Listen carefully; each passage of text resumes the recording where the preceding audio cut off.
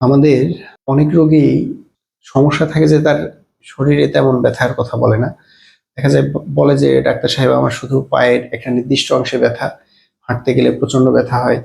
এই ধরনের রোগীদের ক্ষেত্রে পিএলআইডি ছাড়াও অনেকের দেখা যায় যে ফোরামেন একদম ন্যারো হয়, ফোরামেনটা স্টেনোজড হয়ে যায়। ফোরামেন এই যে এখানে যে নার্ভটা বের হয় আমাদের কোমরের থেকে যে নার্ভ বের হয় এই নার্ভটা চেপে থাকে, ফোরামেনটা জাস্ট অনেকের একদম কোলাপস করে, সেটা হতে পারে ফ্যাসেট জয়েন্ট, এটার আপ মাইগ্রেশনের জন্য হতে পারে, অথবা ফোরামিনাল এরিয়াতে ডিস্ক বালজ থাকতে পারে, অথবা আমাদের এখানে সফট টিস্যুর হাইপারট্রফির কারণে এখানে হয় কি নার্ভটা একদম চেপে থাকে। নার্ভ চেপে থাকলে তখন আমরা রোগীদেরকে যেটা বলি যে আপনার ফোরামিনাল স্টেনোসিস আছে, এ ধরনের রোগীদের কিন্তু ডায়াগনস্টিক ব্লক কিংবা ইনজেকশনে খুব বেশি লাভ হয় না।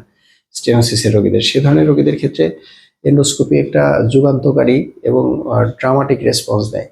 এটা এন্ডোস্কোপিতে কাটাছেঁড়া কিছুই লাগে না, জাস্ট রোগীর এখানে এই ফোরামিনাল এরিয়াটাকে আমরা জাস্ট এন্ডোস্কোপিক্যালি ট্রিম করে ফোরামিনটাকে আমরা মানে জায়গাটাকে, সরু জায়গাটাকে আমরা একটু বড় করে দিই এবং নার্ভের চারপাশের যে চাপ সেই চাপটাকে আমরা সরিয়ে দিতে পারি।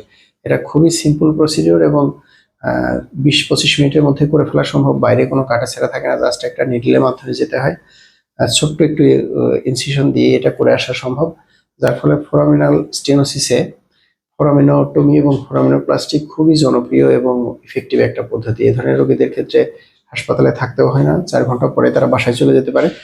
বাইরে কোনো কাটাছেঁড়া থাকে না, কোনো সেলাই পর্যন্ত দিতে হয় না। এটার একটা সুবিধা। এবং অনেকেই এটাকে বলে যে স্টিচলেস প্রসিডিওর।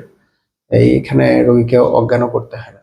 এই জন্য দেখা যায় বয়স্ক রোগীদের যদি ফোরামিনোপ্লাস্টির দরকার হয় ফোরামিনাল স্টেনোসিসের কারণে, সে ধরনের রোগীদের ক্ষেত্রে জাস্ট আমরা লোকালি ব্লক দিয়েই ফোরামিনাল স্টেনোসিস আমরা রিলিজ করে দিতে পারি। ধন্যবাদ।